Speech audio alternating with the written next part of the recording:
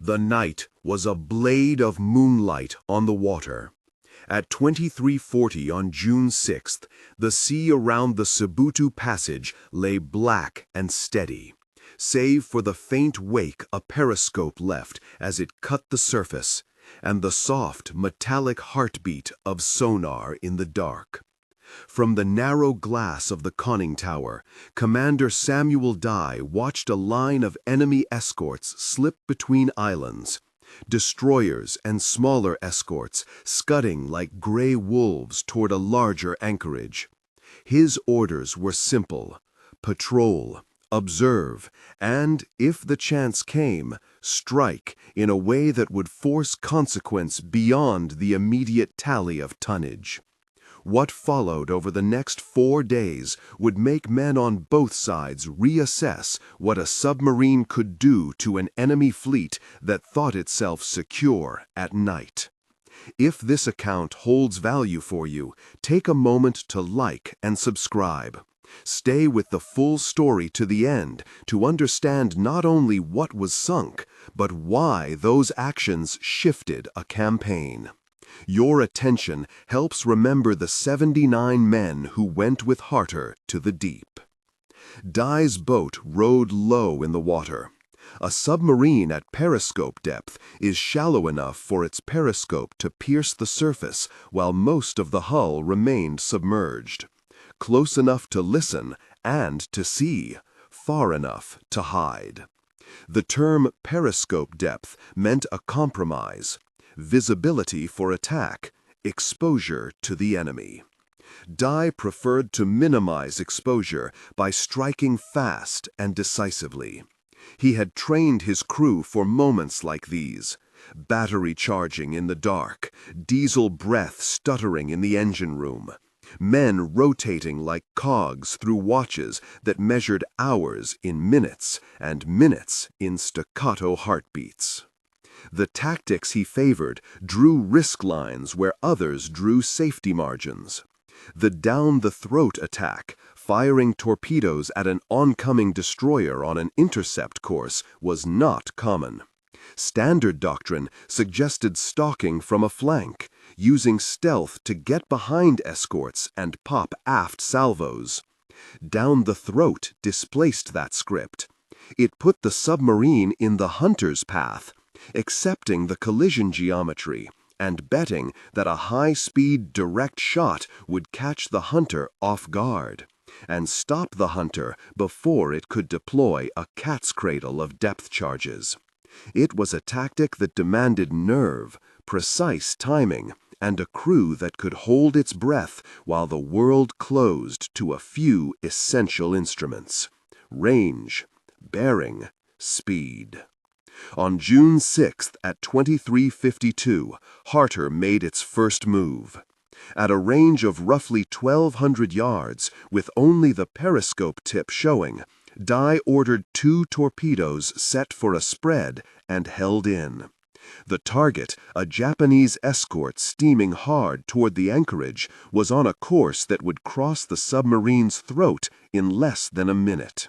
"Prepare to fire," he said, voice as stripped of flourishes as the hull plating. The operator whispered range updates. The torpedoes slid, water-hungry and steady, into their tubes. The seconds shrank. The first torpedo struck abreast the forward bridge. The sound of the impact through the hull, solid and brief, reverberated through the plating and into the bones of every man on board. The escort shuddered, listed, and then began to sink. Harter felt the faint, distant thump of secondary explosions as magazines did what magazines do at sea.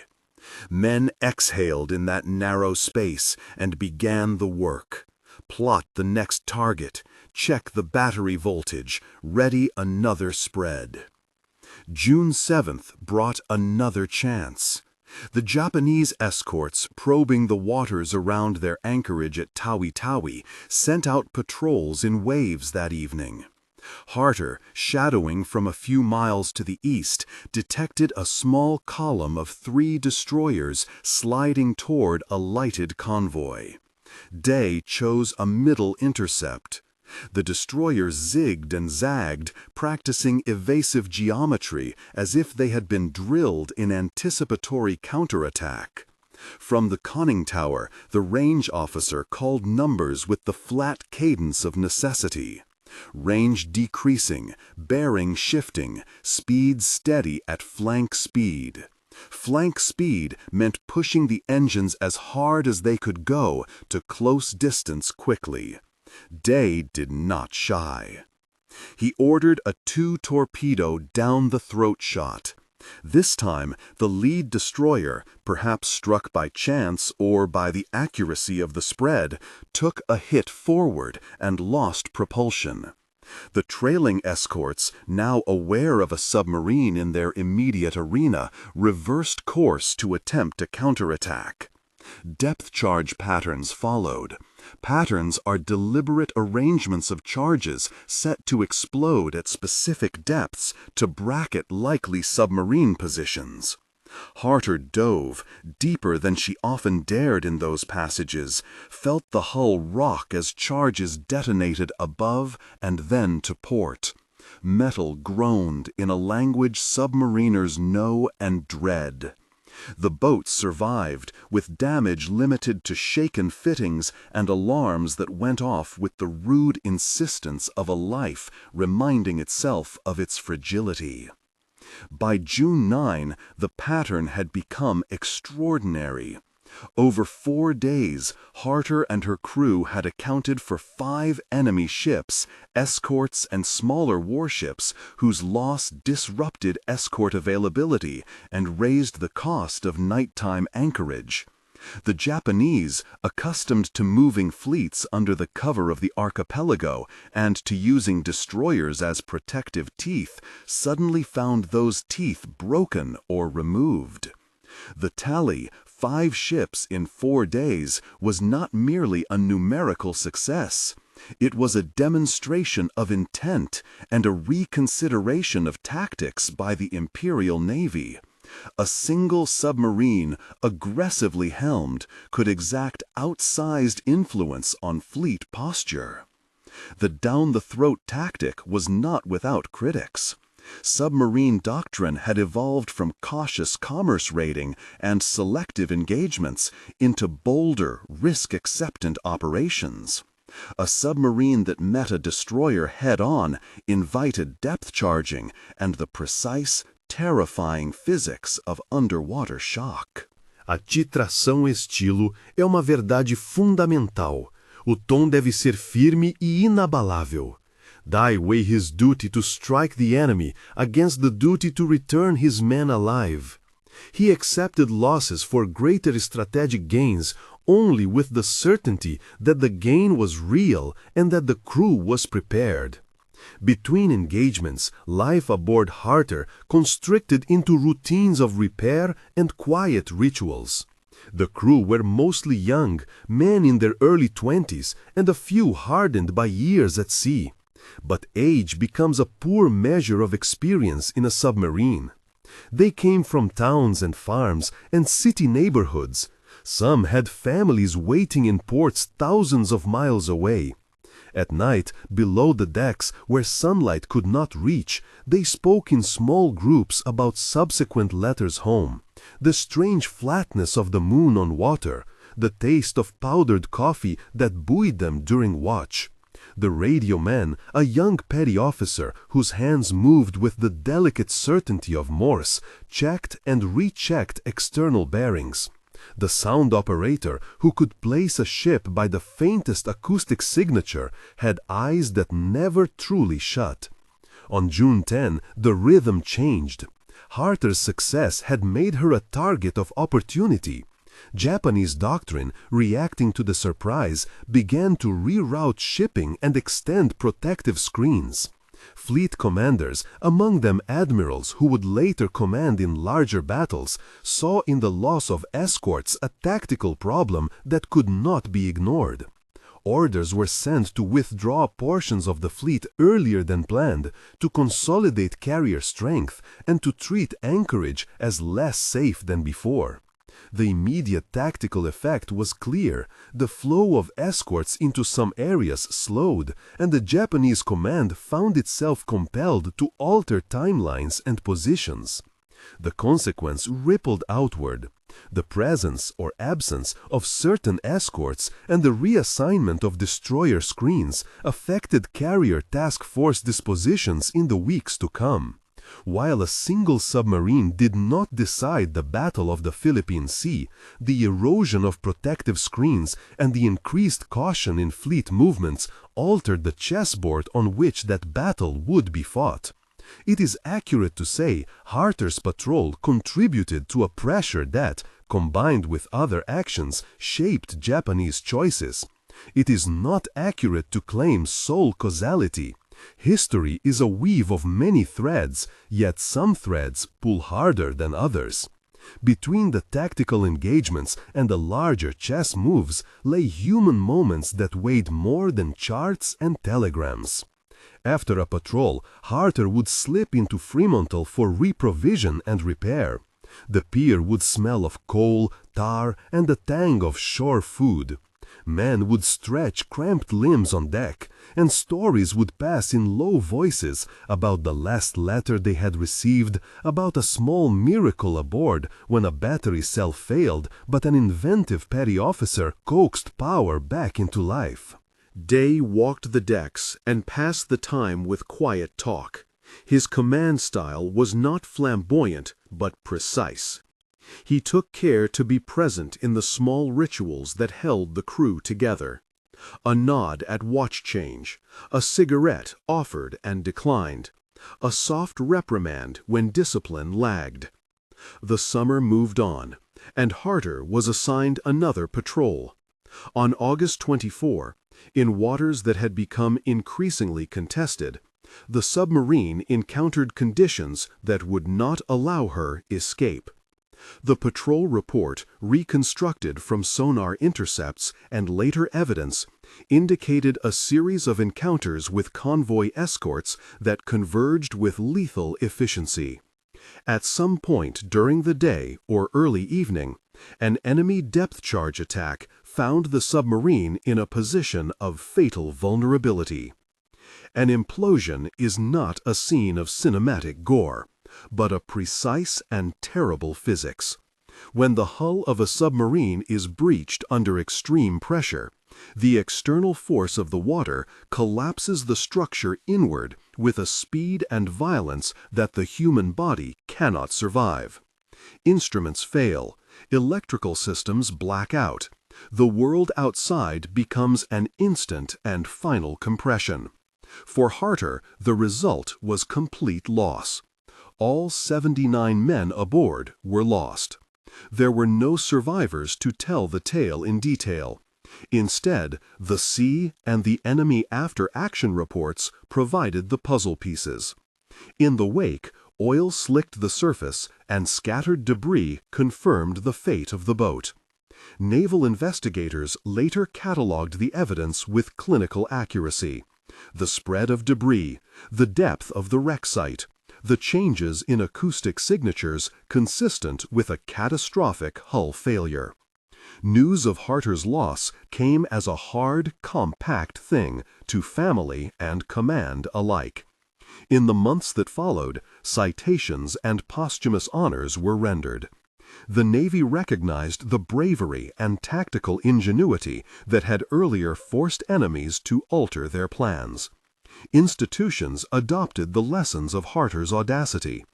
Anti-destroyer tactics were examined at the Academy. Training incorporated scenarios that demanded fast decisions under pressure. The sacrifice reframed doctrine in a way commanders had to accept. Innovation came at a price no planner could minimize. The wreck remained where the ocean had claimed it. On May 22, 2024, a team of maritime archaeologists and naval historians located the hull at depth. identifying the site by the pattern of debris and a listing of artifacts consistent with Harter's configuration. The discovery confirmed long-held suspicions about the boat's final resting place. Those who found it treated the site with respect. It is officially designated a war grave, protected from salvage and disturbance. The ocean keeps these places, and nations agree to leave them be, because they are, in effect, a cemetery made of iron and salt. Memory took many forms. Naval training programs included mock scenarios meant to teach the balance between audacity and prudence. Officers studied the Harter log as an example of decisive leadership and meticulous crew preparation. The wreck's discovery in 2024 reopened conversations about protection of war graves and the need for careful documentation of undersea sites. Tributes were paid not in triumph, but in the sober tones of respect. A wreath placed at a memorial, a name added to a roll call that the Navy recited on certain anniversaries. Dei's own record became part of that institutional memory. He was remembered as a captain who blended technical knowledge with an appetite for decisive action. His orders were plain and clear. His risks were calculated. When he chose to close with an enemy destroyer instead of seeking the safer flank, he accepted a margin of danger that would, in different hands, have been a recipe for catastrophe or for renown. The outcome was both immediate tactical gain and, months later, the ultimate loss.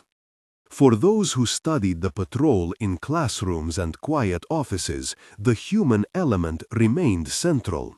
Numbers and tactics are cold without faces behind them. Documentary sources preserve the count: 5 ships sunk in 4 days, 79 lost August 24. But family photographs, letters, and small mementos gave texture to the list. A brother's laugh recorded on a shore leave photograph, a letter folded 3 times, the faint smell of tobacco in the corner of a kit bag. These were the things that anchored historical abstraction to living memory. When the wreck was found, the expedition documented oil traces and scattered debris at depth, and emphasized the legal and moral status of the site as a war grave. There were no attempts at salvage. The international norms against disturbing such graves are robust and enforced by treaty and by custom. The deep sea keeps its dead in a way that is final. The surface bears the occasional reminders: an oil sheen, a few planks, a plastic fragment that could have come from any number of vessels. Those who go out to see the sea where Harter rests do so with the understanding that they go to a place of remembrance, not retrieval. The arc of Harter's story contains an uneasy symmetry. The audacity that allowed a single submarine to alter operational decisions came at the price of the men who sailed with her final time. Strategy often measures its victories in fleets and theaters, but the ledger for Harter lists not just the wounded plans of an opponent, but the names and lives of sailors who would never step ashore again. That is the nature of naval warfare. Technical acumen and courage sit beside grief and loss, and historical judgment must hold both in tension. In the end, what remains is layered. Tactical innovation recorded in manuals and taught in classrooms, strategic ripples acknowledged in dispatches and after-action reports, and human memory, which transforms numbers into portraits. Harter's patrol was a lesson in the potency and peril of aggressive submarine warfare. It was also a testament to leadership and the trust between a captain and his crew, a trust that, once placed, demands everything. The sea keeps such stories with a patience that outlasts nations. On quiet days in the museum, a visitor might stand before a display and read the dates. June 6 through 10, the string of sinkings. August 24, the loss of Harter and her 79 men. May 22, 2024, the day the wreck was positively identified and the site declared a protected grave. The facts are precise. The feelings they leave are not. There is an echo in the way those who survived to tell of other boats spoke of Harter, a mixture of admiration and a low, steady sorrow. In classrooms, instructors point to the patrol as evidence that doctrine must remain adaptable. In memorial services, the tone is quieter, gratitude for service, a recognition of sacrifice, and a reminder that every tactical choice sits within a tapestry of cost. Stay with the story to its close, and when it is finished, consider leaving a note in the comments below. Where are you watching from, and do you have family who served at sea? Share to keep memory alive for those who cannot speak for themselves. In the quiet that followed the formal acknowledgments, memory began to work in smaller, less theatrical ways. It worked in the archival rooms where faded envelopes waited for catalog numbers, and in the kitchens where widows kept the sound of a voice alive by retelling a particular joke. It worked in classrooms where young officers, confronted with the figure of a captain who would not flinch from a close decision, argued among themselves about prudence and audacity until the bell for lunch cut them off. It worked in the letters that crossed oceans, condolences and offers of friendship, questions that sought to know whether courage could be taught or simply inherited. At the Naval Academy, instructors drew a thin line across a map and traced Dei's course. They pointed to the angle of his approach, to the timing, to the weather that morning. There is a moment, one lecturer said to a room of cadets, when doctrine becomes a question of judgment. The man in command must hold both the rulebook and the consequences. Students imagined the cramped air of the conning tower, the hiss of valves, the subtle vibrations underfoot. They imagined, too, the faces of men who trusted a captain with their lives, and the weight of that trust pressing down as gravity presses an object to the seafloor. Not all accounts of Harter's last patrol were admiring. Some historians, in journals read by a small but attentive audience, argued that the patrol's success created a temptation to repeat risk, and that lessons learned in one oceanic tableau could be misapplied in another. There were conference panels where speakers, red-eyed from travel, debated whether celebration of aggression, even when effective, fostered a culture where losses became acceptable collateral. These debates were technical and moral at once. They returned, inevitably, to the names of the lost. Families occupied another register of memory. For those who had a photograph, a ring, or a letter folded along the same crease for decades, the past was less a set of strategic lessons and more a tender object to be handled with care. Miriam Harter, not related to the boat, but a volunteer at the Maritime Museum, kept a small packet of letters she had been given by a man who once served on a collier and who later claimed to have known some of the sailors. He insisted she read them alone. She did. The handwriting belonged to a petty officer named Ellis. The ink had run slightly where the envelope had been dampened. Ellis wrote about a scraped knuckle, about a simple shore leave where he saw a child drop an ice cream, and instead of anger, someone gave the child the cone. His letter ended with a line about returning home to someone who would be waiting, and a brief, offhand question about what made a man choose to be at sea. Those close to Harter's crew remembered details the archives could not capture. The way the chaplain had steadied himself on deck when a burial at sea required words. The hushed argument in the galley over coffee rationing. The superstition about a coin hidden in a pocket to ensure good luck. When the wreck was identified, one family sent, as proof of lineage, an old dog tag and a yellowed map with hand inks that matched a routing scribble on an official log. In another household, a woman kept a sweater that smelled faintly of tobacco and diesel. She could not explain why she had never washed it. Diving teams who surveyed the wreck described it with the careful language of specialists. Hull compression here, a collapsed gun mount there, the scatter of a lifeboat reduced to a skeletal suggestion on the seafloor. They wrote reports that would, later, be tempered by lawyers and diplomats, by a regime of international law that treats such sites as the final resting places of sailors and civilians alike.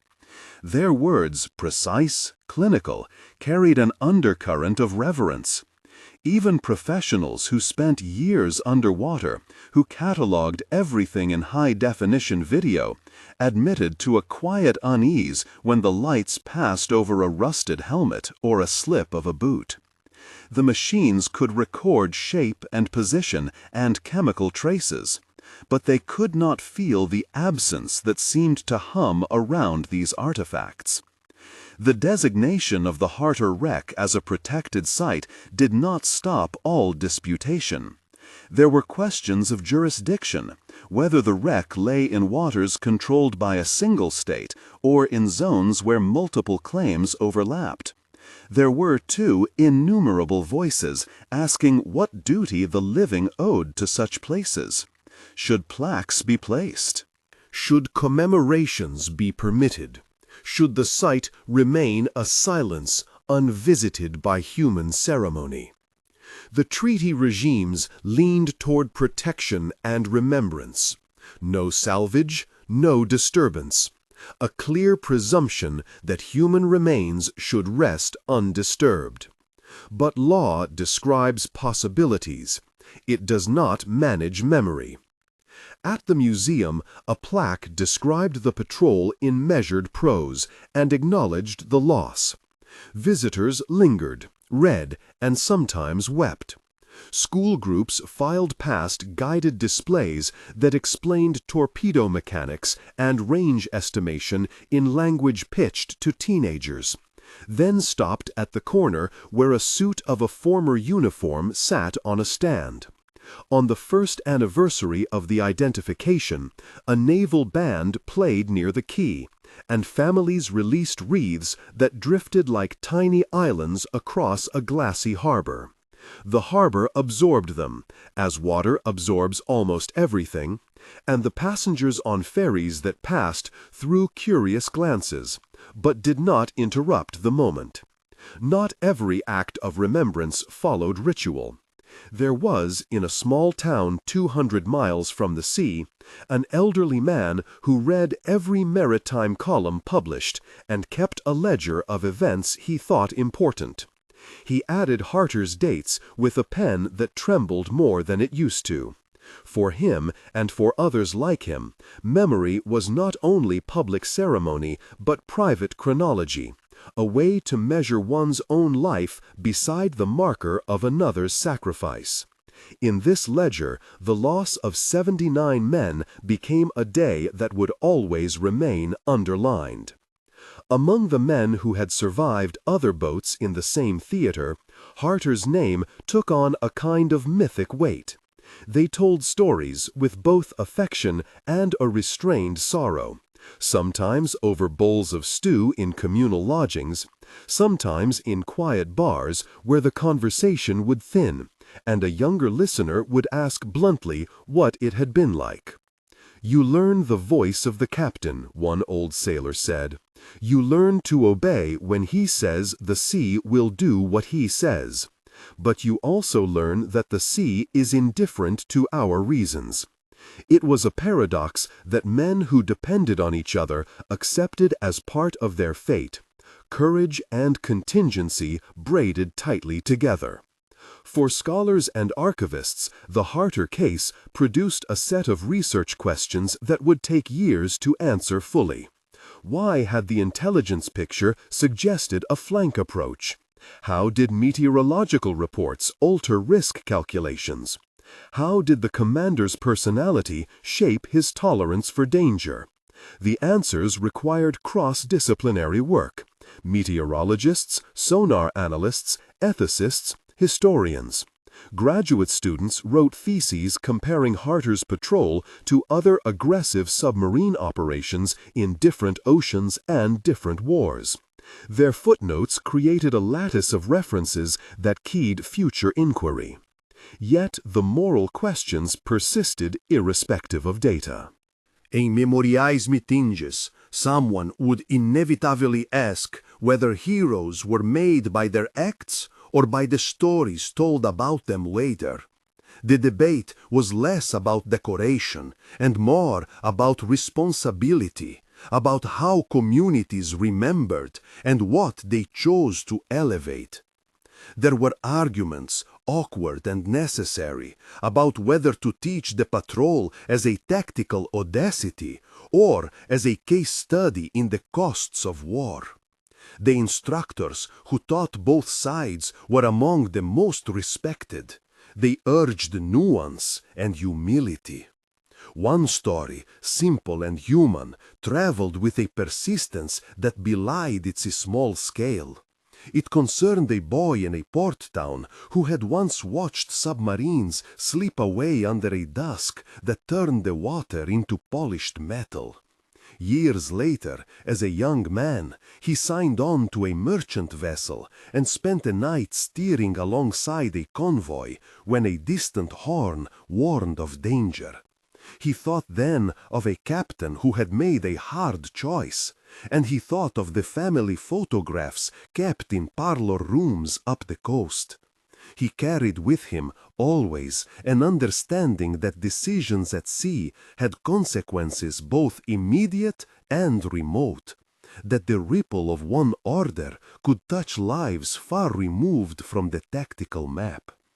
The museum continued to collect, to curate, to correct misremembered details when evidence demanded it. Once, someone donated a watch found in a clasp of wreckage. Conservators treated it with patient chemicals until numbers long blurred became legible. The watch's hands had stopped at a time that did not match the official log. Archivists puzzled over the discrepancy and then reconciled mechanical failure with the chaos of battle. Such small mysteries offered the consolations of work. Solving them allowed living people to place an artifact inside a narrative that made sense. And in the quiet evenings, when the museum's lights were low and custodians walked the galleries with soft steps, photographs of men in uniform seemed, under the glass, to look back. Faces that once inhabited the interior rooms of a boat now lived behind placards and subsurface photographs.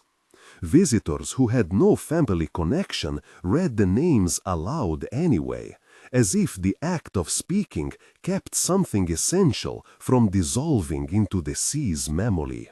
It was the small human ritual that reinforced law, that joined the ceremonial to the personal, the recognition that memory is an act of community. Dei's reputation, in end, became neither wholly triumphant nor entirely tarnished. Strategy manuals continued to cite his patrol for its tactical boldness. Ethics seminars used it as a cautionary text. In family rooms, his picture sat beside others, silent, complex, a reminder that leadership could produce both honor and sorrow.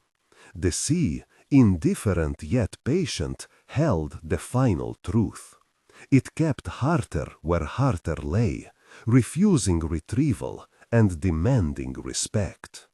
Later, as twilight threaded slow gray into the harbor, the historian returned home with the photograph folded inside his notebook. He sat at a small kitchen table and arranged the papers like constellations. The conservator's notes, the old watch's dated hand, the typed reports with their official calm. He thought of the private reading, of names spoken aloud into a wind that would forget them all in good time.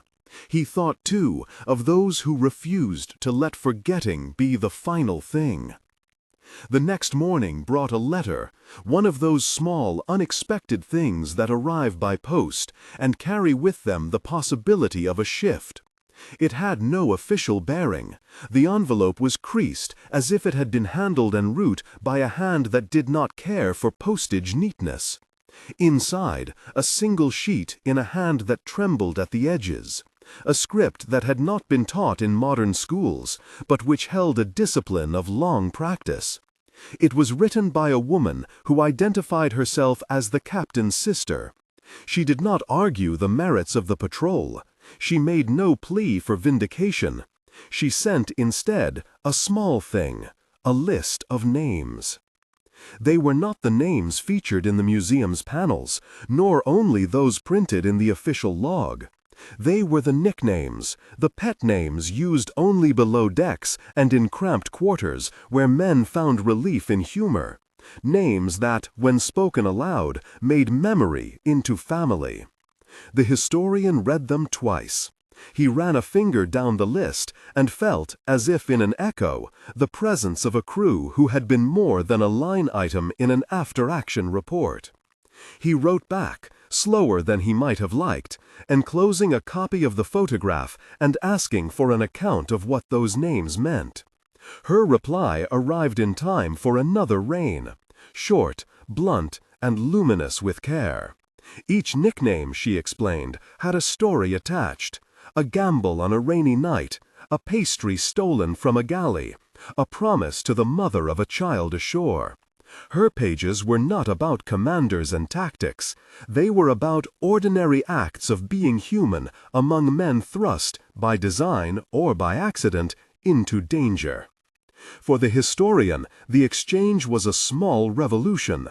It was, perhaps, exactly what a museum should be about.